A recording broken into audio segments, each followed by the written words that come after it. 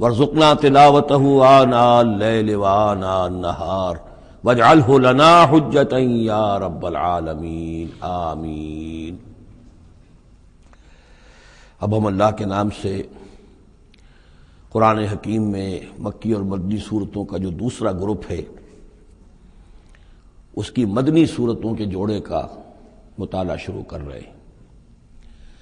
مکیات اس دوسرے گروپ میں دو ہیں، سورۃ الانعام، سورۃ الاعراف، جن کا مطالعہ ہم کر چکے، اور میں نے ابتدا ہی میں عرض کیا تھا کہ یہ گروپ اس اعتبار سے متوازن ہے کہ اس میں دو ہی سورتیں مکی ہیں، دو ہی مدنی ہیں۔ انفال اور توبہ یہ دو مدنیات ہیں۔ ان کا جو ربط اور تعلق ہے اس گروپ کی مکی صورتوں کے ساتھ، پہلے تو اس کو سمجھ لیجئے۔ ہم دیکھ چکے ہیں سورہ انعام اور اعراف میں کہ ان میں اتمام حجت ہوا ہے بنو اسماعیل پر یا مشرکین عرب پر۔ اس اتمام حجت کے بعد اللہ کا جو ہمیشہ سے ضابطہ اور قاعدہ رہا ہے، قانون رہا ہے کہ کسی رسول کے بھیجے جانے کے بعد اور اس کی جانب سے اتمام حجت کے کیے جانے کے بعد بھی اگر کوئی قوم کفر پر اڑی رہے بحیثیت مجموعی تو اس پر عذاب الہی آتا ہے، عذاب استیصال۔ اگرچہ یہ عذاب مختلف شکلوں میں آیا، کہیں کسی قوم کو ان کے اپنے ہی علاقوں میں سیلاب بھیج کر اور غرق کر دیا گیا، جیسے حضرت نوح علیہ السلام۔ کہیں کوئی بہت تیز آندھی بھیجی اور اس کے نتیجے میں جیسے کہ قوم عاد کے اوپر عذاب آیا، کہیں زلزلہ آیا، کہیں آسمان سے پتھراؤ ہوا جیسے کہ عمورہ اور صدوم کی بستیوں پر ہوا، کہیں جیسا کہ آپ کو معلوم ہے کہ آل فرعون کو ان کے محلوں سے اور گھروں سے نکال کر لا کر اور سمندر میں غرق کر دیا۔ تو قریش پر جو عذاب آیا ہے اللہ تعالیٰ کا، وہ اپنی نوعیت میں منفرد ہے۔ چونکہ حضور خود قرشی تھے، بنی اسماعیل میں سے تھے، اور آپ نے اتمام حجت کر دیا ان پر 13 برس تک 12 برس تک دعوت دے کر، تو اب گویا کہ وہ عذاب الہی کے مستحق ہو گئے تھے۔ لیکن یہ عذاب الہی جو ہے قریش پر جو آیا ہے وہ بالاقساط آیا ہے۔ اس کی قسط اول ہے کہ جو غزوہ بدر میں ان تک پہنچی، انہیں مکے سے نکالا گیا جیسے کہ آل فرعون کو ان کے محلات سے نکالا گیا اور لا کر سمندر میں غرق کیا گیا۔ وہ مکہ دارالحرم تھا، وہ تو جگہ تھی حرم، لہذا وہاں سے انہیں نکالا گیا، اور میدان بدر میں پہلی قسط عذاب الہی کی انہیں وصول کرنی پڑی۔ ان کے 70 سردار کھیت رہے اور معجزانہ طریقے پر کھیت رہے، اس میں کوئی شک نہیں کہ جیسے عذاب الہی پہلے قوموں پر آتے تھے اسی طرح کا معاملہ یہ ہوا ہے کہ تقریباً نہتے 313 میں سے صرف 8 افراد کے پاس تلواریں تھیں، اور ادھر سے 1000 پوری طرح کیل کانٹے سے لیس ہو کر آئے تھے۔ تو اللہ کی خصوصی مدد تھی کہ جس سے یہ عذاب آیا ہے اصل میں قریش کے اوپر، اور تقریباً تمام بڑے بڑے نامور سردار جو ہیں وہی میدان میں کھیت رہے، 70 ان کے قیدی ہو گئے۔ ابھی زخمی کتنے ہوئے ہوں گے انہیں بھی آپ ذہن میں رکھیے۔ تو یہ عذاب کی پہلی قسط تھی جو غزوہ بدر میں آئی ہے، اور پھر عذاب کا آخری مرحلہ آیا ہے سن 9 ہجری میں، جب مشرکین عرب کو آخری الٹیمیٹم دے دیا گیا کہ اب بس چند مہینے کی تمہیں مہلت دی جا رہی ہے، اس کے اندر اندر یا ایمان لے آؤ اور یا تمہیں تہہ تیغ کر دیا جائے گا۔ فَإِذَا انسَلَخَ الْأَشْهُرُ الْحُرُمُ فَاقْتُلُوا الْمُشْرِكِينَ حَيْثُ وَجَدتُّمُوهُمْ۔ اب یہ انتہائی یوں سمجھیے کہ توہین اور تذلیل کے ساتھ چیلنج تھا۔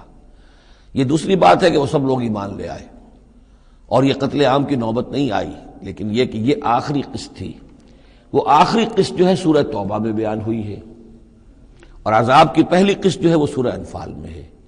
ان دونوں صورتوں کو جمع کر دیا گیا تاکہ انعام اور اعراف میں بنو اسماعیل پر یا مشرکین عرب پر اتمام حجت، اور انفال اور توبہ میں ان پر جو عذاب الہی نازل ہوا اس کی تفصیل۔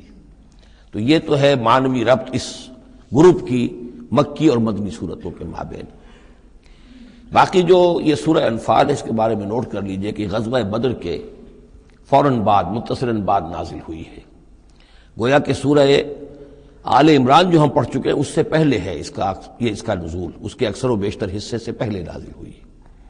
تو یہ زمانی ترتیب جو ہے اگر یہ ذہن میں نہ رہے تو پھر اس سے کافی خلجان پیدا ہو جاتا ہے۔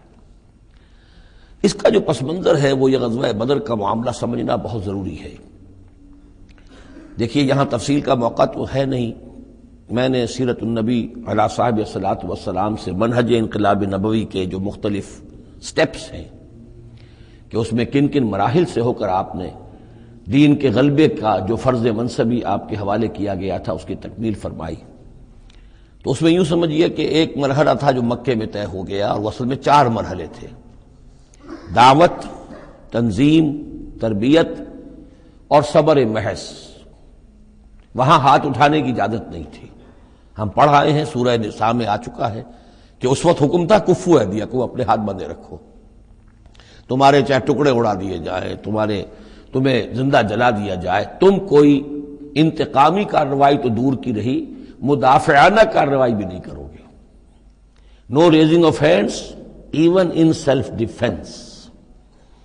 یہ 4 مراحل تھے جو چلتے رہے تا آ کے ایک طرف تو اب حضور کے پاس جانثاروں کی ایک جماعت تیار ہو گئی جو سرد و گرم چشیدہ تھے، ہر طرح کے حالات میں سے گزر چکے تھے، سختیاں جھیل چکے تھے، قربانیاں دے چکے تھے، ان کے اخلاص مع اللہ میں کسی شک و شبے کی گنجائش نہیں تھی، ان کے دل جو ہیں خالص ہو چکے تھے اللہ کے لیے۔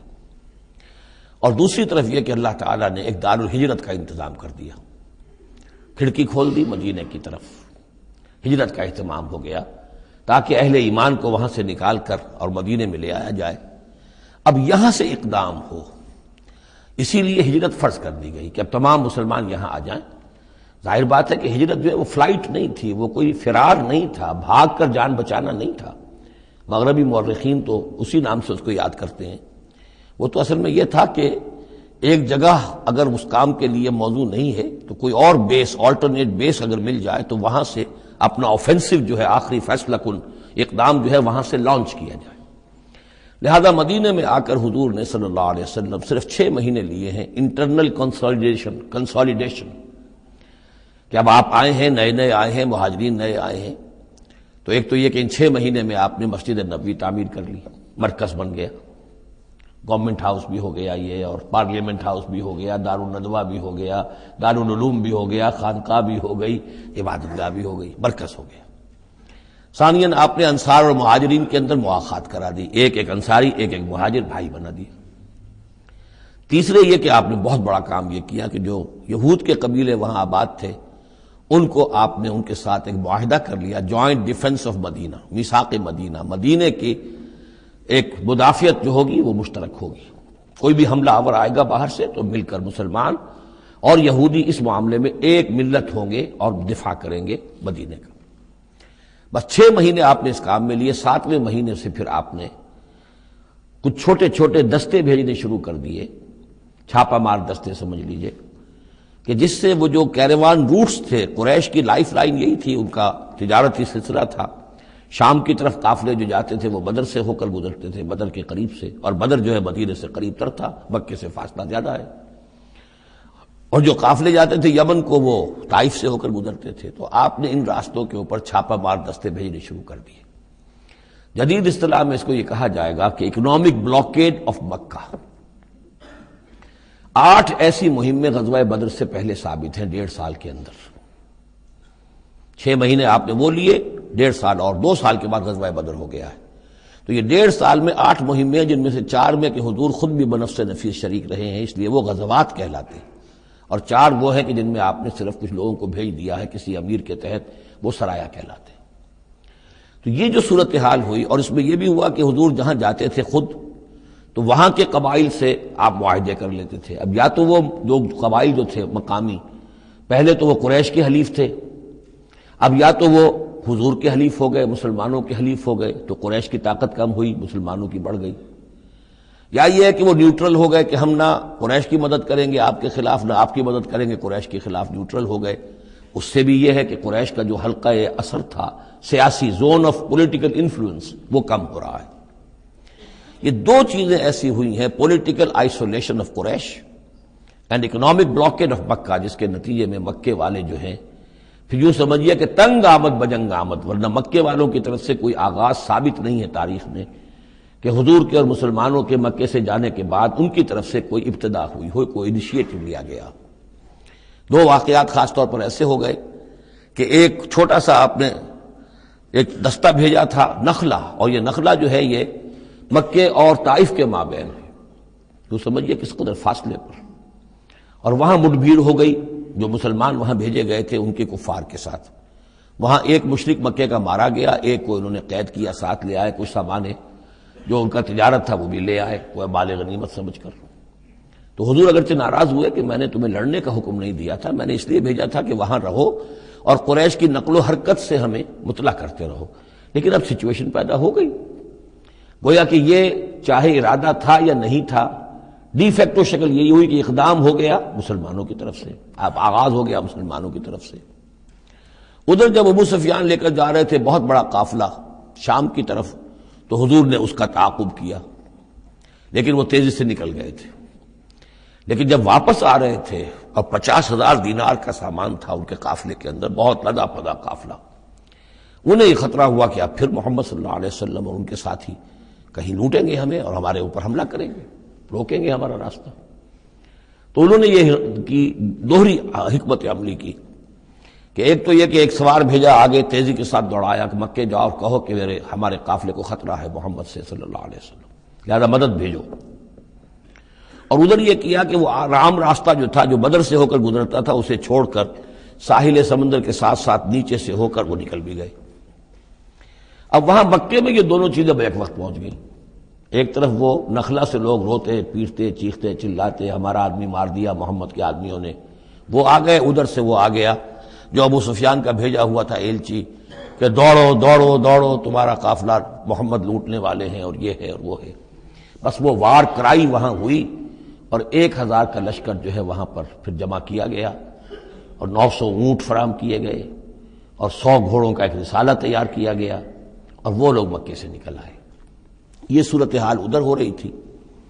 ادھر یہ ہے کہ حضور صلی اللہ علیہ وسلم نے مدینے میں پہلے تو یہ فیصلہ کیا تھا کہ اب یہ قافلہ واپس آنے والا ہے تو اب اس قافلے کا تعاقب کریں، ابھی جنگ وغیرہ کا آپ کو گمان نہیں تھا، ابھی مدینے ہی میں آپ نے یہ جو ہے اس ایسا ارادہ ظاہر کیا کہ جیسے پہلے بھی گئے تھے، جب قافلہ جا رہا تھا شام کی طرف تو تعاقب کیا تھا، ایسے جب آ رہا ہے تو اسے انٹرسیپٹ کریں۔ لہذا ایک تو مشاورت ہوئی ہے مدینے میں، آیا چلنا چاہیے یا نہیں چلنا چاہیے، وہ میں بعد میں عرض کروں گا جب ہم آیتیں پڑھیں گے۔ پھر جب کچھ لوگ نکل آئے اور یہ نہیں سمجھا گیا تھا کہ کوئی جنگ ہونی ہے، کوئی بڑا لشکر آ رہا ہے، اس وقت تک اطلاع نہیں تھی، اسی لیے بس جو جس کے ہاتھ میں آیا، کسی کے پاس نیزہ تھا، کسی کے پاس کچھ اور تھا، تلواریں 8 تھیں، گھوڑے کل 2 تھے، وہ چل پڑے۔ چلو اس لیے کہ مسئلہ تو قافلے کا مسئلہ ہے نا، کوئی جنگ تو ہے نہیں، کوئی لشکر وشکر تو آ نہیں رہا۔ جب آپ کچھ سفر طے کر کے مقام صفرا تک پہنچ گئے تو وہاں وحی آ گئی اور آپ کو اطلاع بھی پہنچ گئی، اطلاع بھی پہنچ گئی کہ ابو جہل جو ہے 1,000 کا لشکر لے کر مکے سے چل پڑا ہے، اور وحی بھی آ گئی، اللہ نے بتا دیا کہ اے نبی اب یہ 2 شکلیں ہیں، جنوب سے مکے کی طرف سے ایک لشکر آ رہا ہے، کیل کانٹے سے لیس ہے، شمال سے قافلہ آ رہا ہے، اور میرا یہ وعدہ ہے کہ ان دونوں میں سے ایک ضرور تم کو دے دوں گا، تم کو فتح حاصل ہو جائے گی، یہ میرے اہل ایمان کو بتا دیجئے اور ذرا مشورہ کیجئے۔ تو دوسری مشاورت جو ہے وہ مدینے سے نکل کر ہوئی ہے مقام صفرا میں۔ یہ اصل میں جو چیزیں اگر سامنے نہ ہوں تو پھر یہ بہت خلجان ہوتا ہے، اور اکثر لوگوں کو، مترجمین کو اور مفسرین کو بہت خلجان رہا ہے ان آیات کے سمجھنے میں۔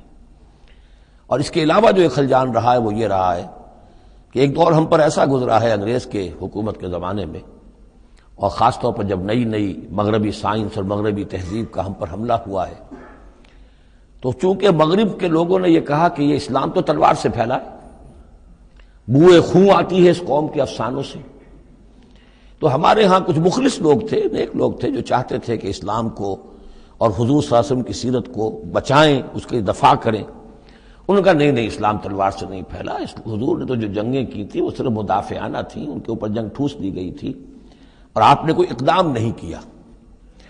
اور ان میں سب سے بڑا کام کیا ہے ہندوستان میں مولانا علامہ شبلی نعمانی رحمۃ اللہ علیہ نے، میں ان کا نام ادب سے لوں گا اس لیے کہ سر سید احمد کے زیر اثر تھے، اور وہ جو جدید جو ابھی آیا تھا، جو مغربی افکار و خیالات اور تہذیب اور تمدن اور ویلیوز اور نظریات کا جو ریلا آیا تھا، اس کا مقابلہ کرنا آسان کام نہیں تھا۔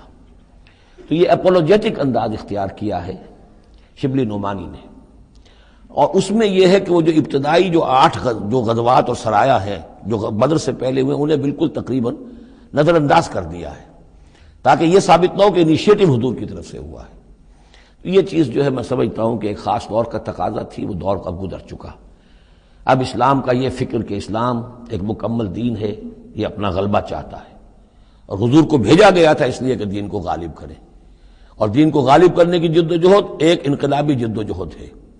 اس انقلابی جد و جہد میں جہاں پہلا مرحلہ یہی ہوتا ہے کہ پیسو ریزسٹنس ہو، اور پہلے تیاری کی جائے، دعوت، تنظیم، تربیت اور صبر محض کے ذریعے سے ایک قوت فراہم کی جائے، پھر دوسرا مرحلہ آتا ہے باطل کے ساتھ ٹکرانا پڑتا ہے، اور اس میں آگے بڑھ کر ٹکر مول لینی پڑتی ہے۔ یہ نہیں ہے کہ انتظار ہی کرتے رہیں، یعنی ایک جس کو ہم کہتے ہیں کو ایگزسٹنس، پیسفل کو ایگزسٹنس حق و باطل کے درمیان نہیں ہو سکتی۔ حق کیسے تسلیم کر سکتا ہے کہ باطل بھی موجود رہے؟ ہاں، حق میں جان نہیں ہے، اہل حق جو ہیں بے جان ہیں، مردہ ہیں، تو مجبوری ہے، لیکن اگر اہل حق میں جان ہو تو وہ کیسے برداشت کریں گے کہ باطل جو ہے اس کا غلبہ رہے؟ ہاں، باطل جو ہے وہ نیچا ہو کر رہے، اگر وہ مغلوبیت کی شکل اختیار کر لے تو ٹھیک ہے، لیکن یہ کہ باطل کا غلبہ ہو اور اہل ایمان میں جان بھی ہو، تو یہ دو چیزیں جو ہیں یہ تو ایک دوسرے سے بالکل متضاد ہیں۔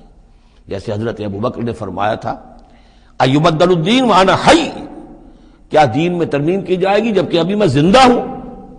میرے جیتے جی دین کے اندر ترمیم یہ ممکن نہیں ہے۔ تو وہی بندہ مومن کی شان ہونی چاہیے۔ تو اصل حقائق الحمدللہ بہت اچھی طریقے سے واضح ہو چکے ہیں۔ بہرحال اتنا پس منظر جو ہے جان لیجئے، اور ایک خاص اسلوب جو ہے اس سورہ مبارکہ کا، اگرچہ یہ تقریباً ایک خطبہ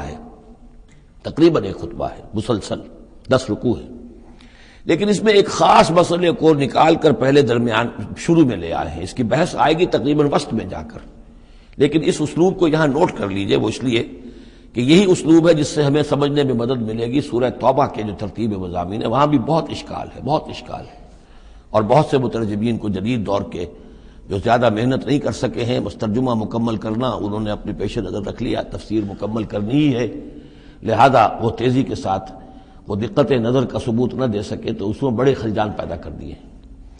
وہ اسلوب کیا ہے کہ اس پوری بحث میں سب سے ایک نمایاں مسئلہ یہ ہو گیا تھا غزوہ بدر کے بعد کہ مال غنیمت پر مسلمانوں میں جھگڑا ہو گیا۔ پہلی جنگ تھی، غنیمت کی تقسیم کیسے ہوگی، اس کا قانون کیا ہے، اس کا ضابطہ کیا ہے، وہ معلوم نہیں تھا، اور یہ کہ عام طور پر جو عرب میں پہلے رواج تھا وہ تو یہ تھا کہ جس کے ہاتھ جو لگ گیا بس وہ اس کا ہے۔ وہ تو لوٹ مار جانتے تھے، کوئی باقاعدہ جنگ جو ہے وہ تو ان کے ہاں اس طریقے سے منظم کوئی تنظیم تو تھی ہی نہیں، تو جو جس کے ہاتھ لگ گیا۔ اب لوگوں نے یہ سمجھا غزوہ بدر میں جس نے جو کچھ مال غنیمت جمع کیا وہ اس کا ہے۔ اب کچھ لوگوں نے کہا صاحب کہ ہم یہاں حضور کے حفاظت کے لیے مامور تھے، یہاں پہرے پر تھے، ہم تو مال جمع نہیں کر سکے، تو کیا مطلب ہے ہمارا کوئی حصہ نہیں ہوگا؟ یا یہ ہے کہ کچھ بزرگوں نے کہا جو وہ اتنی بھاگ دوڑ تو نہیں کر سکتے جتنے نوجوان کر سکتے تھے، بھاگ کر دوڑ کر ادھر سے ادھر جمع کر لینا، لیکن یہ کہ ان کی حیثیت ہوتی ہے، وجاہت ہوتی ہے، تو ایک جھگڑا پیدا ہو گیا کہ یہ کس طریقے سے تقسیم ہو، کس کا کتنا حق ہے۔ تو اس جھگڑے کا ذکر کر کے سورت شروع کی ہے، لیکن اس کے اوپر کوئی بات یہاں نہیں کی، بلکہ کیٹیگوریکل بات کی ہے کہ جڑ کاٹ دی اس کی، لیکن اس پر جو اصل حکم ہے وہ بعد میں آئے گا وسط سورت میں۔ مال غنیمت کے لیے یہاں لفظ آیا انفال، یسألونک عن الانفال، اے نبی یہ آپ سے انفال کے بارے میں پوچھ رہا ہے۔ انفال جمع نفل کی، نفل کہتے ہیں کسی اضافی شے کو، جیسے نماز فرض ہے، یہ سنت مؤکدہ ہے، یہ فلاں ہے، یہ نفل ہے، اضافی ہے، آپ کی مرضی پر ہے، پڑھے نہ پڑھے۔ تو جو کہ جنگ میں اصل شے جو مطلوب ہوتی ہے وہ فتح ہوتی ہے، مال غنیمت تو ایک اضافی شے، بونس ہے جو مل گیا، ورنہ اصل شے جو ہے وہ مال غنیمت جو ہے پیش نظر جنگ میں نہیں ہوتی۔ لوٹ مار میں اصل شے جو ہے وہ لوٹ مار کا مال ہوتا ہے، لیکن جب جنگ ہوتی ہے تو جنگ میں تو اصل چیز جو مقصود ہے وہ فتح ہے۔ تو اس حوالے سے مال غنیمت کو انفال کے لفظ سے تعبیر کیا گیا، یسألونک عن الانفال، اے نبی یہ آپ سے پوچھ رہے ہیں مال غنیمت کے بارے میں، قل الانفال للہ والرسول۔ پہلے تو جڑ کاٹ دی مسئلے، کہہ دیں کہ یہ انفال کل کے کل اللہ اور اس کے رسول کے ہیں، تم میں سے کسی کا کوئی حق ہے ہی نہیں، لاؤ سب جمع کر دو۔ یہ فتح جو ہے تمہارے ہاتھوں نہیں آئی ہے، یہ اللہ کی خصوصی مدد سے آئی ہے، لہذا کسی کا کوئی حق نہیں۔ زیرو لیول پر لا کر پھر ان کو سنبھالنا آسان تھا کہ جب معلوم ہو کہ سب کچھ ہاتھ سے دے کر تو پھر تو ظاہر بات ہے کہ آدمی جو ہے جب ساری جاتی دیکھیے تو آدھی دیجے بانٹ والی بات ہے، پھر وہ کم کے اوپر بھی راضی ہو گئے۔ لیکن پہلا مسئلہ یہی تھا، قل الانفال للہ والرسول واتقوا اللہ، اللہ کا تقوی اختیار کرو، واصلحوا ذات بینکم، اور اپنے آپس کے معاملات کو درست کرو، واطیعوا اللہ ورسولہ، اور اللہ اس کے رسول کی اطاعت کرو، ان کنتم مؤمنین، اگر تم مومن ہو۔ گویا کہ جڑ ہی کاٹ دی، کسی کا کوئی حق اس میں ہے ہی نہیں، یہ سب اللہ اس کے رسول کے لیے یعنی اسلامی ریاست کے لیے۔ اب یہاں جو آگے آیات آ رہی ہیں بڑی اہم ہیں۔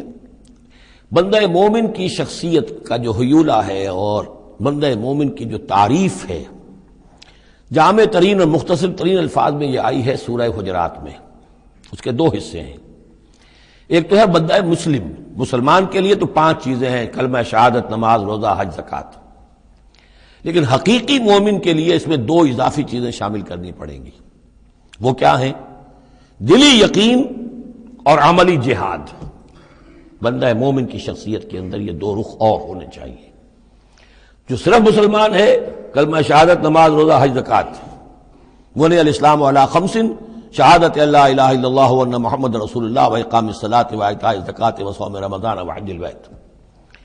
لیکن مومن انما المؤمنون الذین آمنوا باللہ ورسولہ ثم لم یرتابوا، یقین والا ایمان، دل میں ایمان، وجاہدوا باموالہم وانفسہم فی سبیل اللہ، اور جہاد کریں اپنی جان اور مال کے ساتھ اللہ کی راہ میں۔ اب یہاں یوں سمجھیے کہ سورہ حجرات کی اس آیت نمبر 15 میں جو ڈیفینیشن آئی ہے، جیسے پرکار ہوتی ہے، پرکار کو کھول دیا۔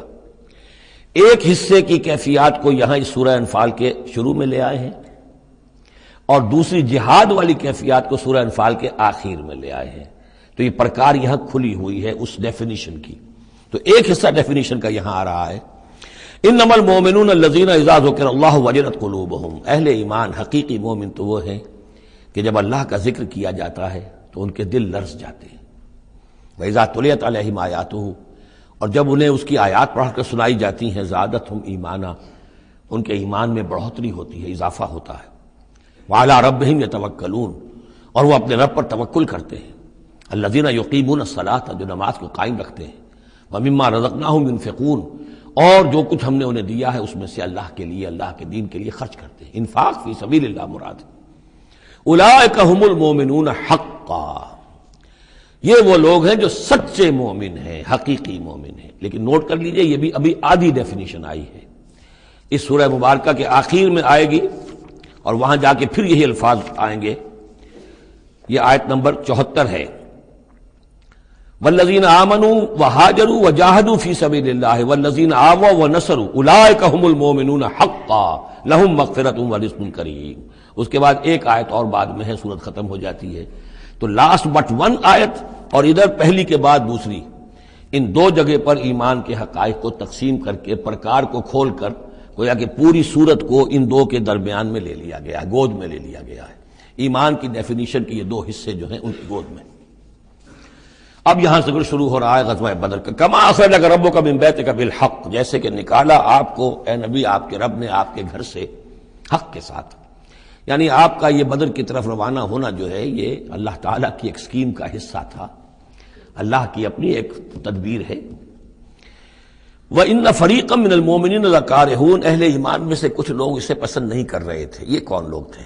یہ ہے وہ پہلی مشاورت جو مدینہ ہی میں ہوئی ہے۔ ان میں ظاہر بات ہے مدینہ میں منافق بھی تھے، جن کا خیال یہ تھا لڑنے بھیڑنے کا، لوٹ مار کرنے کا، یہ کوئی فائدہ ہے بھلا؟ بس ٹھیک تبلیغ کرنی چاہیے، اچھی بات کہنی چاہیے، نیک بات کہنی چاہیے، یہ کیا طریقہ ہے؟ منافقین کا ایلیمنٹ موجود تھا جو اس کو پسند ہی نہیں کرتے تھے، اس لیے کہ جنگ کا سلسلہ چل نکلا تو ہمیں بھی جانا پڑے گا، ہماری جان اور مال کے اوپر بھی آنچ آئے گی، تو نپ دی ایول ان دی بڈ، اس سے تو بہتر ہے کہ اس کو یہیں پر ختم کرو۔ اس اعتبار سے ویسے بھی کچھ انسانی فطرت ایسی ہوتی ہے، کچھ نیک سرشت لوگ بھی ہوتے ہیں کہ آخر اس سے کیا فائدہ نکلے گا؟ ابھی کوئی خاص جو ہے قریش کی طرف سے تو اقدام ہوا نہیں تھا، ہم آگے بڑھ کر جو ہے یہ جو بات اقدام کر رہے ہیں تو آخر اس کا فائدہ کیا ہے؟ تو یہ اس قسم کی باتیں اس وقت کہی گئیں۔ ان فریقا من المؤمنین لکارہون، اب یہ مومنین ان میں سے اہل نفاق بھی ہو سکتے ہیں اور سادہ لوگ اور نیک دل جو مسلمان ہیں وہ بھی ہو سکتے ہیں۔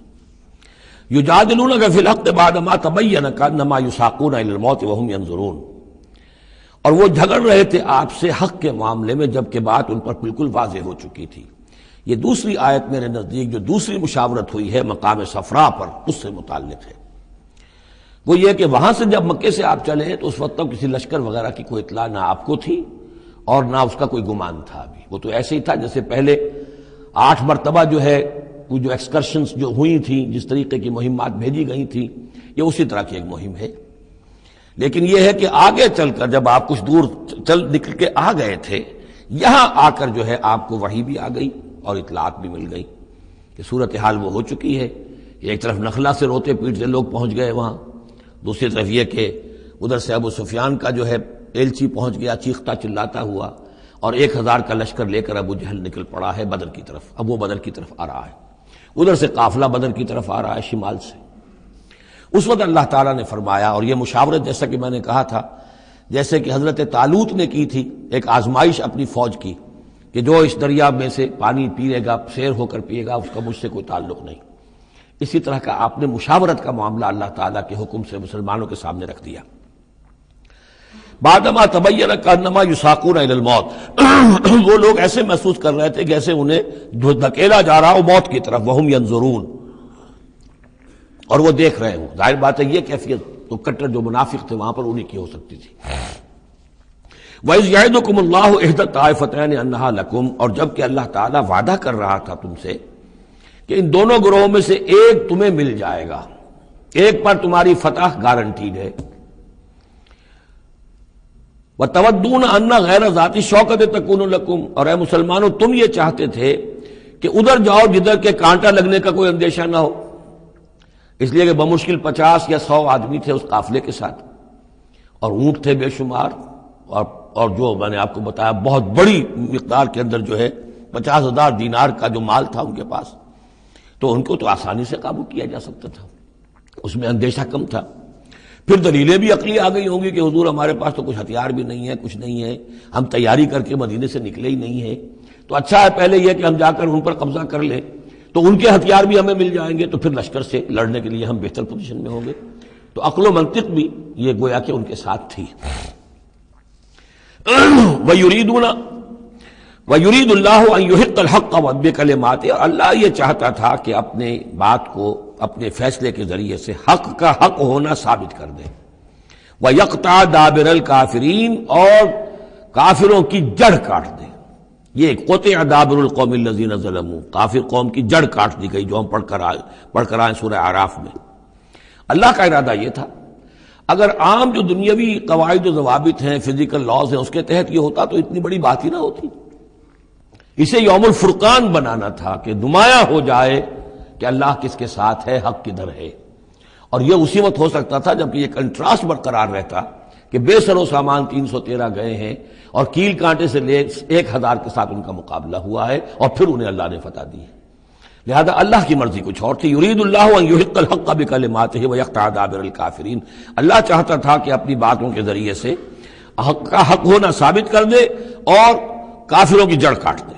یہ یحق الحق، تاکہ سچا ثابت کر دے حق کو، سچ کو، ویبطل الباطل، اور باطل ثابت کر دے باطل کو، باطل ہونا اس کا ثابت ہو جائے۔ ولو کرہ المجرمون، خواہ یہ مجرموں کو کتنا ہی ناگوار ہو۔ استستغیثون ربکم، یاد کرو جب کہ تم اپنے رب سے استغاثہ کر رہے تھے، دعائی دے رہے تھے کہ اللہ اب ہماری مدد فرما۔ فاستجاب لکم، تو اللہ نے تمہاری دعا کو قبول کیا تھا۔ انی ممدکم بألف من الملائکۃ مردفین، کہ میں تمہاری مدد کروں گا 1000 ملائکہ سے جو لگاتار آئیں گے، پے بپے آئیں گے۔ 1000 کا لشکر آیا ہے نا، تو 1000 فرشتے ہم تمہاری مدد کے لیے بھیج دیں گے۔ وما جعلہ اللہ الا بشرا، اور اللہ نے اس کو نہیں بنایا مگر تمہارے لیے بشارت، وَلِتَطْمَئِنَّ بِهِ قُلُوبُكُمْ، اور تاکہ تمہارے دل مطمئن ہو جائیں۔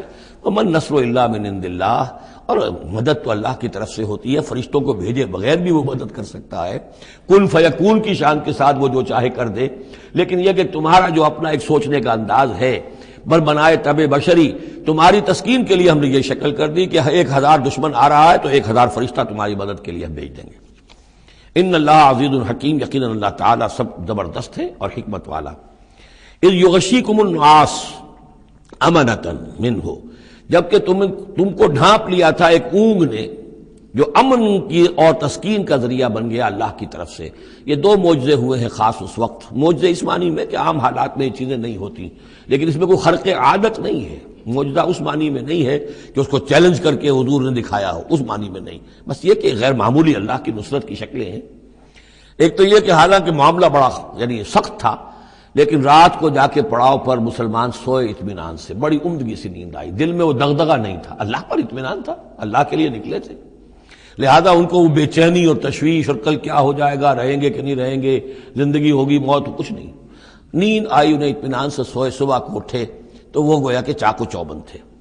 نمبر دو یہ ینزل علیکم من السماء ماء، اور جب کہ اتارا اس نے تم پر آسمان سے پانی، بارش ہو گئی، اس سے یہ ہوا لیطہرکم، تاکہ تمہیں پاک کرے، جنہیں غسل کی حاجت تھی غسل کر لیا، وَیُذْهِبَ عَنْکُمُ الرِّجْسَ الشیطان، اور دور کر دے تم سے شیطان کی نجاست کو، وَلِيَرْبِطَ عَلَىٰ قُلُوبِكُمْ، اور یہ کہ تاکہ تمہارے دلوں کے اندر بھی، بارش کے بعد جو فضا ہوتی ہے اس سے طبیعت کے اندر بھی ایک اطمینان اور سکون پیدا ہوتا ہے، ورنہ واقعہ یہ ہے کہ جہاں پر آ کر قریش پہلے ڈیرہ ڈال چکے تھے، پانی پر ان کا قبضہ تھا، اب یہاں پانی نہیں تھا، بارش ہوئی تو وہ نشیبی جگہ میں انہوں نے ایک اپنا حوض بھی جمع کر لیا، پانی بھی جو ہے وہ ان کے پاس فراہم ہو گیا۔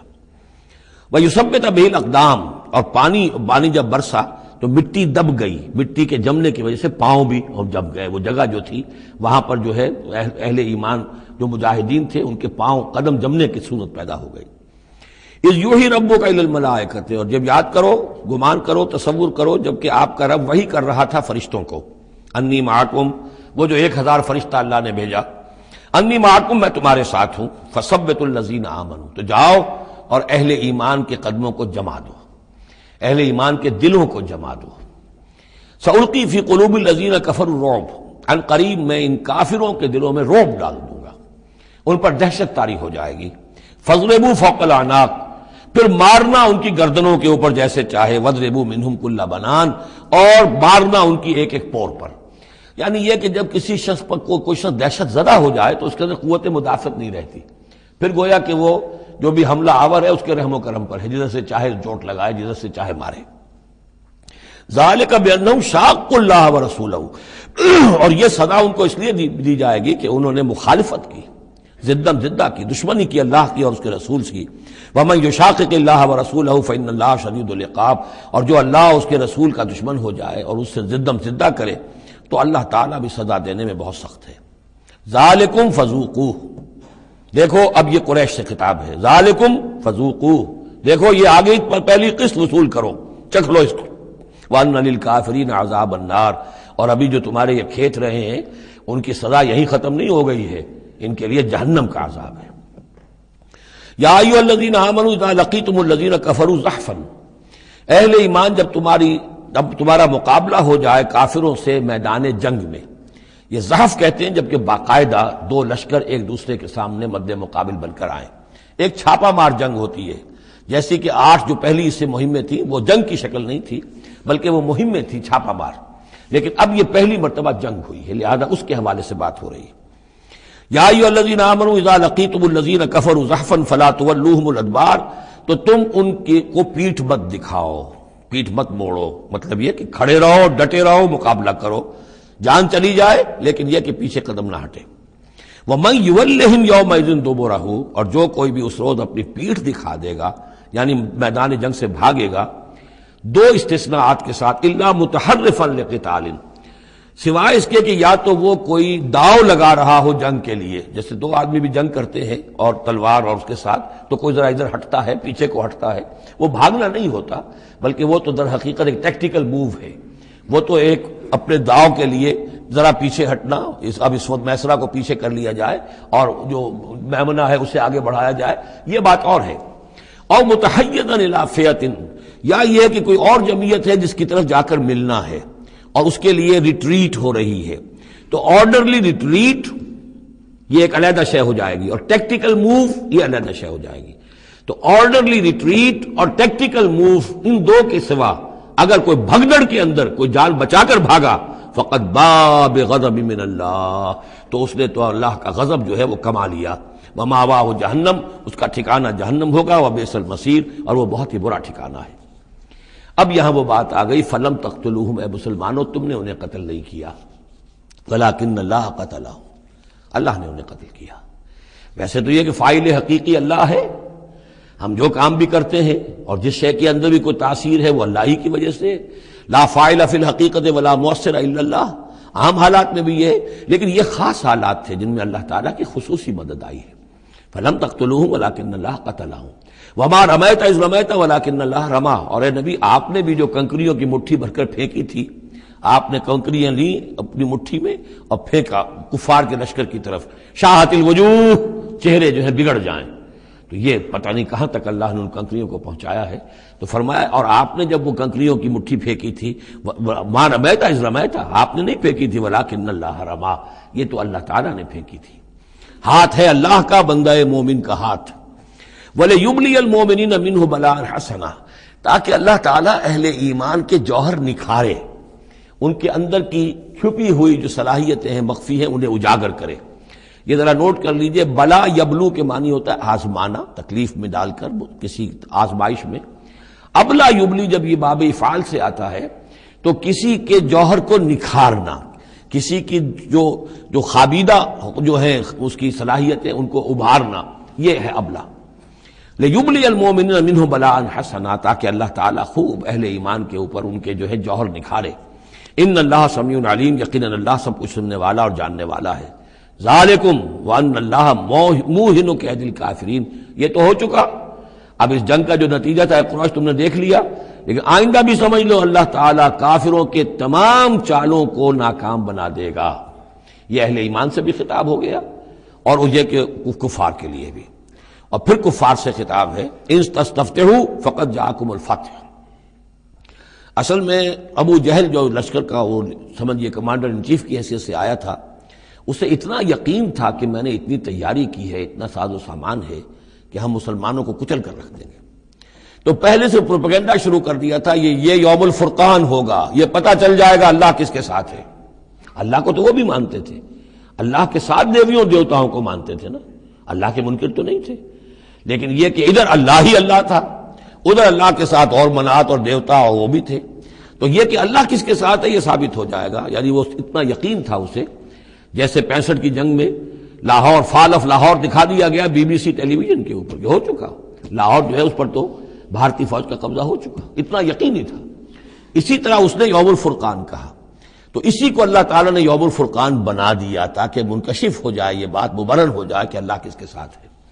اس اعتبار سے اس کی دعا بھی بڑی عجیب ہے، جو اس نے آ کر بدر سے ایک رات قبل جبکہ حضور بھی دعا مانگ رہے تھے اور طویل ترین سجدہ کیا تھا، اس نے بھی دعا کی تھی، اور وہ دعا جو ہے وہ موحدانہ دعا ہے، اس میں کسی لات عزا حبل منات کا کوئی تذکرہ نہیں۔ اللہم، اے اللہ، اقطعنا للرحم وعین الغدات، جس نے ہمارے رحمی رشتے کاٹ دیے ہیں، کل تو اسے ذلیل و خوار کر دے۔ یعنی اس کا جو سب سے بڑا چارج تھا، الزام تھا حضور پر، وہ یہ تھا کہ اس شخص نے آ کر ہمارے خاندانوں میں تفریق پیدا کر دی، بھائی کو بھائی سے جدا کر دیا، ایک بھائی مسلمان ہو گیا وہ علیحدہ ہو گیا، باقی بھائی کافر ہیں، ایک دوسرے کے دشمن ہو گئے، ماں باپ سے اولاد کو جدا کر دیا، شوہر کو بیوی سے کاٹ دیا، بیوی کو شوہر سے کاٹ دیا۔ ہماری طاقت تھی، ہمارا قبیلہ تھا، ہم قریش تھے، ظاہر بات ہے کہ قبائلی زندگی میں اتحاد، یکجوئی، یہی تو چیزیں ہوتی ہیں ساری کی ساری، کہ جس کی وجہ سے ان کی ساکھ ہوتی ہے، تو اس نے تو آ کر ہمارا ستیہ ناش کر دیا۔ اقطعنا للرحم، جس نے رحمی رشتے کاٹ دیے ہیں ہمارے، فاہنہ الغدات، تو اے اللہ کل اسے ذلیل و خوار کر دیجو۔ یہ دعا تھی ابو جہل کی۔ بہرحال اللہ تعالیٰ اب ان سے خطاب کر کے کہہ رہے ہیں کہ اے مشرکین مکہ، ان تستفتحوا، اگر تو تم چاہتے تھے کہ فیصلہ ہو جائے، فقد جاءکم الفتح، تو فتح فیصلہ ہو چکی، فیصلہ اللہ کا آ چکا، معلوم ہو گیا کہ حق کدھر ہے، باطل کدھر ہے۔ وَإِن تَنْتَهُوا فَهُوَ خَيْرٌ لَكُمْ، اب بھی اگر تم باز آ جاؤ تو یہ تمہارے لیے بہتر ہے۔ وَإِن تَعُودُوا نَعُودْ، اگر دوبارہ اعادہ کرو گے ہم بھی یہی کچھ دوبارہ کریں گے۔ وَلَن تُغْنِيَ عَنْكُمْ فِئَتُكُمْ شَيْئًا، اور تمہاری یہ نفری اور جمعیت اور تمہاری یہ تعداد تمہیں کسی کام نہیں آ سکے گی۔ وَلَوْ كَثُرَتْ، خواہ وہ بہت ہو، وَأَنَّ اللَّهَ مَعَ الْمُؤْمِنِينَ، اور یہ کہ اللہ اہل ایمان کے ساتھ ہے۔ یا ایھا الذین آمنوا، اب یہ جو رکوع آ رہا ہے تیسرا، یہ بہت ہی جامع، بہت اہم ہے۔ اس میں سے جو تین آیتوں کے گروپ ہیں وہ تو خاص طور پر ہماری توجہ کی اور مسلمانان پاکستان کی توجہ کے لیے بڑے اہم ہیں۔ یا ایھا الذین آمنوا اطیعوا اللہ ورسولہ ولا تولوا عنہ وانتم تسمعون، اہل ایمان اللہ اور اس کے رسول کی اطاعت کرو اور نہ منہ موڑو اس سے جبکہ تم سن رہے ہو۔ یعنی جب اللہ کے رسول نے کہا تھا کہ چلو بدر کی طرف، تو تمہاری یہ رد و قدا اور یہ پاؤں پیٹنا جس کو کہتے ہیں، یہ مختلف الفاظ اس کے لیے محاوروں میں آتے ہیں، تو یہ جو تم کر رہے تھے کیوں کر رہے تھے؟ جب اللہ اور اس کے رسول کی طرف سے بات آئی تھی تو ہر ایک کو کہنا چاہیے تھا سمیعنا واطعنا، جو آپ کا حکم ہو۔ اطیعوا اللہ واطیعوا الرسول ولا تولوا عنہ وانتم تسمعون، ظاہر بات ہے تمام مسلمانوں سے بات نہیں ہے، یہاں بھی ذہن میں رکھیے وہی جنہوں نے کمزوری دکھائی تھی ان کی طرف اشارہ ہے۔ ولا تکونوا کالذین قالوا سمعنا وهم لا يسمعون، ان لوگوں کے مانند نہ ہو جاؤ جو کہتے ہیں کہ ہم نے سن لیا، حقیقت میں وہ سنتے نہیں ہیں۔ یعنی دل اڑا ہوا ہے، طبیعت جو ہے وہ یکسو ہے ہی نہیں، تو کیا سننا ہے؟ سنا انسنا ہو گیا۔ ان شر الدواب عند اللہ الصم البکم الذین لا یعقلون، یقیناً تمام چوپایوں میں بدترین اللہ کے نزدیک یہی لوگ ہیں جو بہرے ہیں، گونگے ہیں اور عقل سے کام نہیں لیتے۔ اب یہ منافقین ہی کی طرف اشارہ ہو رہا ہے۔ وَلَوْ عَلِمَ اللَّهُ فِيهِمْ خَيْرًا، اگر اللہ تعالیٰ کے علم میں ہوتا کہ ان میں کوئی خیر ہے، لَأَسْمَعَهُمْ، اللہ انہیں سنا دیتا۔ وَلَوْ أَسْمَعَهُمْ، اگر اللہ انہیں سنا دیتا، لَتَوَلَّوْا، پھر بھی پیٹ موڑ جاتے، وَهُمْ مُعْرِضُونَ، وہ ہیں ہی اعراض کرنے والے۔ یہ گویا کہ چند آیات ہیں کہ جس میں خاص طور پر جو لوگ بھی اس وقت ریلیکٹنٹ تھے، جو بھی کسی طریقے سے اس میں جھجک رہے تھے، ان کے لیے تنبیہ۔ اب 3 آیات آ رہی ہیں۔ یا ایھا الذین آمنوا استجیبوا للہ وللرسول اذا دعاکم لما یحییکم، اے اہل ایمان لبیک کہا کرو اللہ کی پکار پر، اور خاص طور پر رسول کی پکار پر جب کہ وہ تمہیں پکارے اس شے کے لیے جس سے تمہیں زندگی ملے گی۔ تم جنگ میں جانے کو سمجھ رہے ہو کہ موت کا دروازہ ہے، یہ تو اصل زندگی کا دروازہ ہے۔ ولا تقولوا لمن يقتل في سبيل الله اموات بل احياء ولكن لا تشعرون، تو یہ تو در حقیقت اللہ اور اس کے رسول جس چیز کی طرف تمہیں بلا رہے ہیں، حقیقی زندگی یہ ہے، روحانی زندگی یہ ہے، معنوی زندگی یہ ہے۔ یہ حیوانوں کی طرح جینا جو ہے یہ کوئی زندگی نہیں ہے، یہ تو در حقیقت اولئک کالانعام بل هم اضل، جو سورہ اعراف میں ہم پڑھ چکے ہیں، یہ حیوانوں کا سا زندگی گزارنا ہے۔ استجیبوا للہ وللرسول اذا دعاکم لما یحییکم واعلموا ان اللہ یحول بین المرء وقلبہ، اور جان لو اللہ تعالی بندے اور اس کے دل کے درمیان حائل بھی ہو جایا کرتا ہے۔ یعنی اگر اللہ کے رسول کی پکار سنی اور انسنی کر دی، پھر سنی انسنی کر دی، پھر اللہ تعالیٰ پردہ بن جائے گا، اب سننے نہیں دے گا، معذور ہو جاؤ گے سننے سے۔ یہی وہ بات ہے جس کو کہیں کہتے ہیں ختم اللہ علی قلوبہم وعلی سمعہم، ان کے دلوں پر اللہ نے مہر کر دی ہے، ان کی سماعت پر، اور ہم پڑھ چکے ہیں سورہ انعام میں وَنُقَلِّبُ أَفْئِدَتَهُمْ وَأَبْصَارَهُمْ كَمَا لَمْ يُؤْمِنُوا بِهِ أَوَّلَ مَرَّةٍ، پہلی مرتبہ اگر نہیں کرو گے قبول تو پھر یہ ہے کہ تمہارے دل الٹ دیے جائیں گے، تمہاری نگاہیں الٹ دی جائیں گی۔ تو اس لیے بہت ہی ڈرنے کی بات ہے جو بھی مطالبہ دین کا سامنے آئے اور ایک دفعہ دل گواہ دے دے کہ ہاں ہے بات ٹھیک ہے، پھر اگر کرنی کترائے گا انسان تو یہیں سے سزا نقد شروع ہو جائے گی، پھر وہ صلاحیت سلب ہو جائے گی، پھر اللہ حائل ہو جائے گا، یعنی قانون خداوندی، سنت خداوندی حائل ہو جائے گی، پھر آپ کے دل پر مہر لگے گی، آپ کے کانوں کے پر مہر لگے گی، آپ کی آنکھوں پر پردے پڑ جائیں گے۔ یا ایھا الذین آمنوا استجیبوا للہ وللرسول اذا دعاکم لما یحییکم واعلموا ان اللہ یحول بین المرء وقلبہ وانہ الیہ تحشرون، اور یہ کہ بالآخر تو تمہیں سب کو اسی کی طرف جمع کیا جانا ہے۔ واتقوا فتنة لا تصيبن الذين ظلموا منكم خاصة، اور ڈرو اس سزا سے، اس عذاب سے کہ جو جب آئے گا تو تم میں سے صرف گناہگاروں ہی کو اپنی لپیٹ میں نہیں لے گا۔ اس کا میں کل حوالہ دے چکا ہوں، بے گناہ بھی اس میں اگر اپنا فرض ادا نہیں کر رہے، فرض ادا نہ کرنا جرم ہے، خود وہ خود گناہ ہے۔ تم اگر دین کے لیے سرفروشی نہیں کر رہے تو یہ بھی تو گناہ ہے۔ ہاں ٹھیک ہے، میں نے یہ شراب نہیں پی، میں نے یہ نہیں کیا، میں نے سور نہیں کھایا، میں نے فلاں نہیں کیا، میں نے نمازیں پڑھی، ٹھیک ہے سب کچھ کیا، لیکن سوال یہ ہے کہ جو دین کا فرض تھا، دین کی نصرت تھی، اللہ کی اور اس کے دین کے لیے تن من دھن لگانا تھا، وہ نہیں کیا، وہ بھی تو جرم ہے۔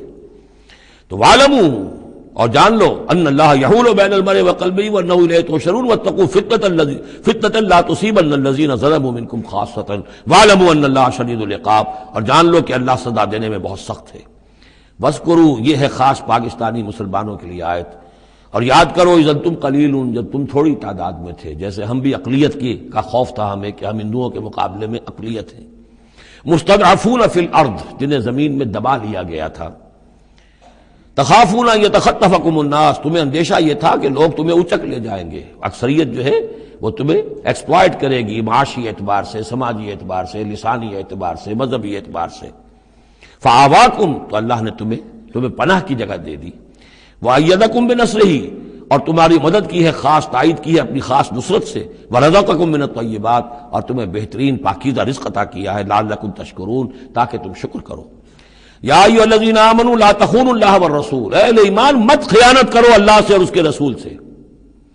ایمان کا دم بھرنا اور پھر اس کے دین کو، اللہ کے دین کو مغلوب دیکھ کر بھی اپنے دھندے، اپنے کاروبار، اپنی جائیداد، اپنی ملازمت، اپنا پروفیشن، اسی چکر میں لگے رہنا، اس سے بڑی خیانت کیا ہوگی؟ بے وفائی ہے، غداری ہے، خیانت ہے۔ لا تخونوا اللہ والرسول، اللہ اور اس کے رسول کے ساتھ خیانت نہ کرو۔ وتخونوا اماناتکم وانتم تعلمون، اور نہ ہی اپنی آپس کی امانتوں میں خیانت کرو۔ سب سے بڑی خیانت تو اللہ کے ساتھ خیانت ہے۔ سب سے بڑی وہ امانت جو اللہ نے اپنی روح تم میں پھونکی ہے، اس کا حق اگر تم ادا نہیں کر رہے ہو تو سب سے بڑی خیانت یہ ہے، جس کو کہ فرمایا گیا ہے سورہ احزاب میں، ہم نے آسمانوں پر، زمین پر، پہاڑوں پر پیش کی۔ ان عرضنا الامانۃ علی السماوات والارض والجبال فابین ان یحملنها واشفقن منها وحملها الانسان، تو بہت بڑی بڑی امانتیں تمہارے پاس ہیں۔ دین کی امانت ہے، قرآن کی امانت ہے، شریعت کی امانت ہے، یہ سب امانتیں محمد رسول اللہ کی۔ وَأَنَّ اللَّهَ عِندَهُ أَجْرٌ عَظِيمٌ، اور یقیناً اللہ ہی کے پاس ہے بہت بڑا اجر۔ یا ایھا الذین آمنوا ان تتقوا اللہ یجعل لکم فرقانا وَاعْلَمُوا أَنَّمَا أَمْوَالُكُمْ وَأَوْلَادُكُمْ فِتْنَةٌ، اور جان لو تمہاری اولاد اور تمہارے اموال تمہارے لیے فتنہ ہے۔ یہی روکتے ہیں، یہی دو بیڑیاں ہیں جو پاؤں میں پڑی رہتی ہیں، مال اور اولاد۔ اولاد کو اعلیٰ سے اعلیٰ تعلیم دلانی ہے، اس کے لیے بڑی بڑی فیسیں دینی پڑتی ہیں، اس کے لیے ظاہر بات ہے کہ اپنا ایک ایک قطرہ جو ہے پسینے کا اور خون کا لگائیں گے تو کہیں جا کر وہ ساری چیزیں فراہم ہوگی۔ آدمی کھپ گیا اسی کے اندر، اولاد کے لیے یا مال کے لیے۔ پھر کہاں سے وقت لائیں دین کے لیے اور دین کے لیے نصرت کے لیے؟ کہاں کوئی رمق جسم کے اندر باقی رہ جاتی ہے؟ جان لو کہ تمہارے اموال اور تمہاری اولاد تمہارے لیے فتنہ ہے۔ فتنہ کہتے ہیں جس پر کسی کو پرکھا جائے، کسوٹی جس کے اوپر پرکھا جا رہا۔ وَأَنَّ اللَّهَ عِندَهُ أَجْرٌ عَظِيمٌ، اور یقیناً اللہ ہی کے پاس ہے بڑا اجر۔ یا ایھا الذین آمنوا ان تتقوا اللہ یجعل لکم فرقانا، اہل ایمان اگر تم اللہ کے تقوی پر برقرار رہو گے، تمہارے لیے فرقان، ایک کے بعد دوسری فرقان آتی رہے گی۔ پہلا فرقان تو یہ آ گیا ہے، یہ فتح جو تمہیں دی گئی ہے۔ وَيُكَفِّرْ عَنْكُمْ سَيِّئَاتِكُمْ، اور یہ کہ تمہارے سے تمہاری جو کمزوریاں ہیں، برائیاں ہیں، وہ اللہ تعالیٰ دور کر دے گا۔ وَيَغْفِرْ لَكُمْ، اور بخش دے گا۔ وَاللَّهُ ذُو الْفَضْلِ الْعَظِيمِ، اللہ بڑے فضل والا ہے۔ وَإِذْ يَمْكُرُ بِكَ الَّذِينَ كَفَرُوا، اب یہ ہجرت سے پہلے جو صورتحال تھی مکے میں کہ قریش کے سردار بیٹھتے تھے دارالندوہ میں، کیا کریں اب ہم محمد صلی اللہ علیہ وسلم کو قتل کر دیں، سازشیں ہوتی تھیں، اور اسی طریقے سے انہیں قید کر دیں، کہیں یہاں سے نکلنے پہ مجبور کر دیں، تو وہ جو سازشیں ان کی ہوتی تھی اور مشورے ہوتے تھے ان کا ذکر ہے۔ وَإِذْ يَمْكُرُ بِكَ الَّذِينَ كَفَرُوا، اور جب یاد کیجئے جبکہ وہ لوگ جو کافر ہوئے، یہ کافر لوگ آپ کے بارے میں مشورے کرتے تھے، چالیں چلتے تھے، اسکیمیں بناتے تھے، سازشیں کرتے تھے۔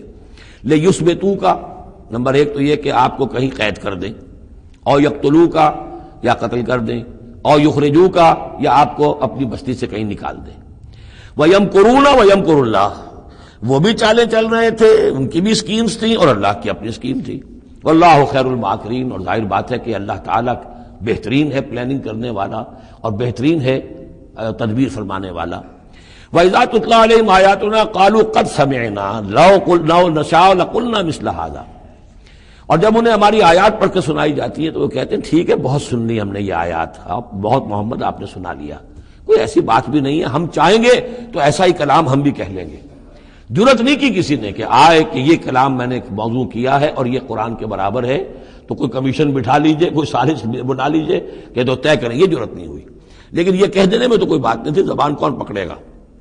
لو نشاء لقلنا مثل هذا، اگر ہم چاہیں گے تو ہم بھی ایسے کہہ دیں گے، کوئی ایسی بڑی بات نہیں ہے۔ یہ نضر بن حارث تھا کہ جس کی طرف یہ الفاظ منقول ہیں تاریخ اور سیرت میں۔ ان هذا الا اساطیر الاولین، یہ نہیں ہے یہ مگر یہ کہ پچھلوں کی کہانیاں ہیں، قصے ہیں، جیسے آج بھی مستشرقین کہتے ہیں کہ کچھ تورات سے کچھ انجیل سے محمد نے لے لیا جوڑ جاڑ کر اور یہ قرآن بنایا ہے۔ اب تو خیر وہ دور ذرا بدل گیا ہے، یہ ذرا پچھلی صدی کی بات تھی، اس دور میں لوگ اس قسم کی باتیں زیادہ کرتے تھے۔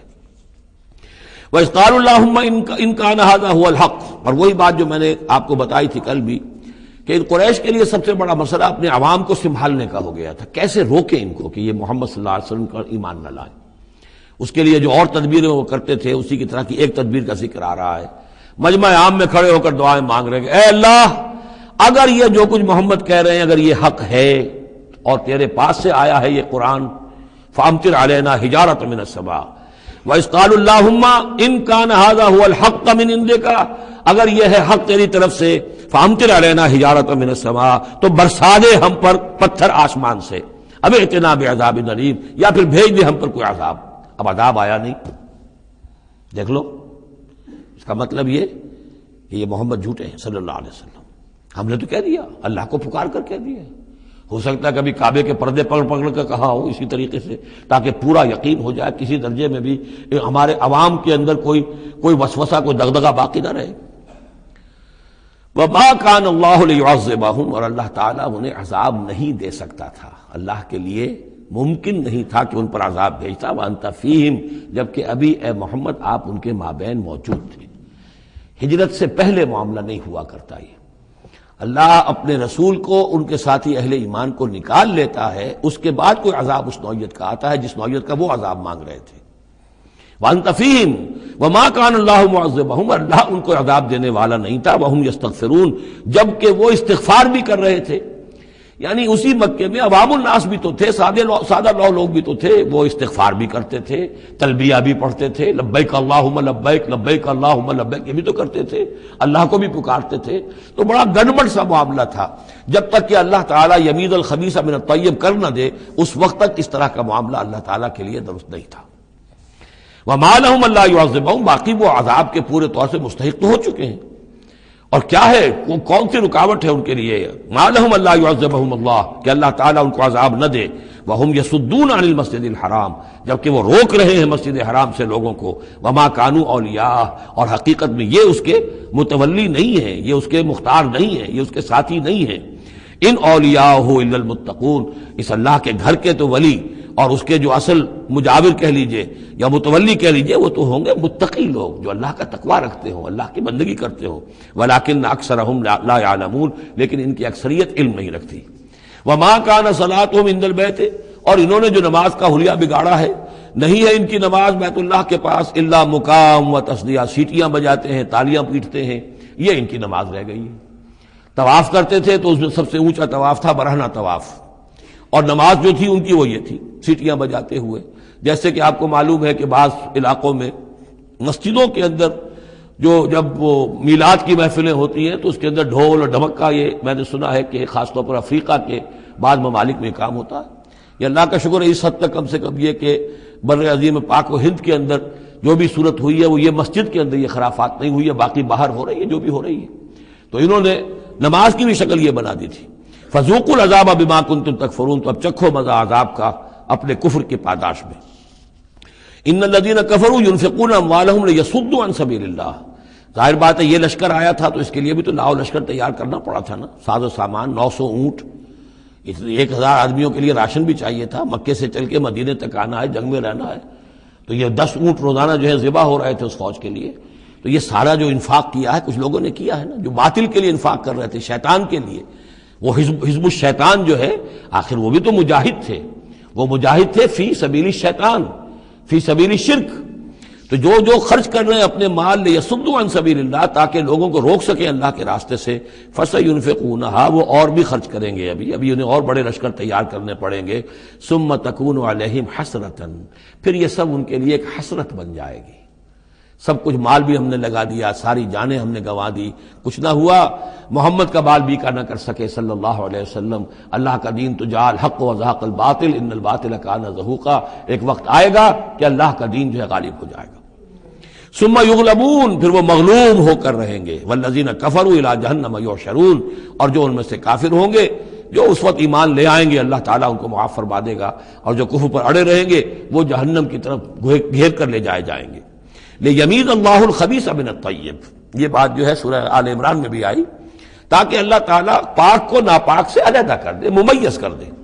وَيَجْعَلَ الْخَبِيثَ بَعْضَهُ عَلَى بَعْضٍ، اور جو ناپاک ہے اس کو ایک دوسرے کے اوپر سٹیک کرتا چلا جائے، فَيَرْكَمُهُ، اس کا ڈھیر کر دے جمیعاً، اور ان کو سب کو فیجعلہ فی جہنم، اور سب کو پھر جہنم میں جھونک دے. یعنی یہ کہ یہ پہلے تو یہ سفٹنگ کرنی ہوگی، یہ طیب ہے، یہ خبیث کو ایک دوسرے کے اوپر سٹیک کیجئے اور پھر اس کو جہنم میں ایک ہی مرتبہ دھکا دے دیجئے. لیمیز اللہ الخبیث من الطیب ویجعل الخبیث بعضہ علی بعض فیرکمہ جمیعا فیجعلہ فی جہنم اولئک هم الخاسرون. یقیناً یہی لوگ ہیں خسارے پانے والے. قل للذین کفروا ان ینتہوا یغفر لهم ما قد سلف. اعلان کر دیجئے محمد صلی اللہ علیہ وسلم ان کافروں کے سامنے، اب بھی اگر باز آ جائیں تو جو کچھ ہو چکا ہے وہ معاف کر دیا جائے گا. اب بھی موقع ہے، اب بھی ایمان لے آؤ. یعودوا، اور اگر وہ ارادہ کریں گے دوبارہ یہی کچھ کریں گے، فقط بدت سنت الاولین، تو پچھلوں کی بھی داستانیں گزر چکی ہیں، ان کی جو بھی کچھ ان پر ہوا ہے وہ سب کو معلوم ہے. اب ظاہر بات ہے کہ وہ مکی قرآن تو نازل ہو چکا تھا، سورہ اعراف بھی نازل ہو چکی، سورہ نام بھی نازل ہو چکی. جو کچھ ہوا ہے قوم ہود کے ساتھ، قوم صالح کے ساتھ، قوم شعیب کے ساتھ، اس ساری داستانیں تو تھی. فقط مدد سنت الاولین، اگلوں کا جو طریقہ اور راستہ تھا وہ تو گزر چکا ہے، وہ سب کے سامنے آ چکا ہے. وَقَاتِلُوهُمْ حَتَّى لَا تَكُونَ فِتْنَةٌ وَيَكُونَ الدِّينُ كُلُّهُ لِلَّهِ. یہ سورہ بقرہ میں بھی آیت آئی تھی اور اب آئی ہے اضافی شان کے ساتھ. یعنی اے مسلمانوں، اب تمہاری یہ دعوت و تحریک جو ہے یہ اس مرحلے میں داخل ہو گئی، آرمڈ کانفلکٹ. اب یہ 15 برس کے بعد حضور نے جب دعوت کا آغاز کیا ہے مکے میں، اس کے بعد سے 15 برس گزر چکے. اب وہ دعوت، تنظیم، تربیت، صبر محض کا دور ختم ہوا، پیسو ریزسٹنس کا دور ختم ہوا. اب ایکٹیو ریزسٹنس کی محمد نے صلی اللہ علیہ وسلم اقدام کیا، اور اقدام کے نتیجے میں آخری اور چھٹا مرحلہ آ گیا، یعنی آرمڈ کانفلکٹ. اب تلوار سے ٹکرا چکی. اب تمہاری تلواریں نیام میں نہیں جائیں گی جب تک کام مکمل نہ ہو جائے. اور کام کی تکمیل کیا ہے؟ فتنہ بالکل ختم ہو جائے. وَقَاتِلُوهُمْ حَتَّى لَا تَكُونَ فِتْنَةٌ. فتنہ وہ کیفیت ہے کہ جس میں ایمان پر قائم رہنا، ایمان پر عمل کرنا مشکل ہو جائے. جب باطل کا غلبہ ہے تو ایک بندہ مومن کے لیے ایمان پر پوری طریقے سے کاربند ہونا مشکل ہے. لہذا اس صورتحال کو ختم کرو، یعنی اب دین کا غلبہ ہو جائے. حَتَّى لَا تَكُونَ فِتْنَةٌ وَيَكُونَ الدِّينُ كُلُّهُ لِلَّهِ. دین بھی جزوی نہیں، کل کا کل دین اللہ ہی کے تابع آ جائے. فَإِنِ انْتَهَوْا فَإِنَّ اللَّهَ بِمَا يَعْمَلُونَ بَصِيرٌ. پھر اگر وہ باز آ جائے تو جو کچھ وہ کر رہے ہیں اللہ اسے دیکھ رہا ہے. وَإِن تَوَلَّوْا، اور اگر پیٹھ موڑ لیں، وَاعْلَمُوا، تو اے مسلمانوں تم یہ جان لو، أَنَّ اللَّهَ مَوْلَاكُمْ، اللہ تمہارا مولا ہے، تمہارا ولی ہے، ساتھی ہے، مددگار ہے، پشت پناہ ہے. نعم المولا ونعم النصیر. کیا ہی اچھا ہے وہ حمایتی اور کیا ہی خوب ہے وہ مددگار. بارک اللہ لی ولکم فی القرآن العظیم ونفعنی وإیاکم بالآیات والذکر الحکیم.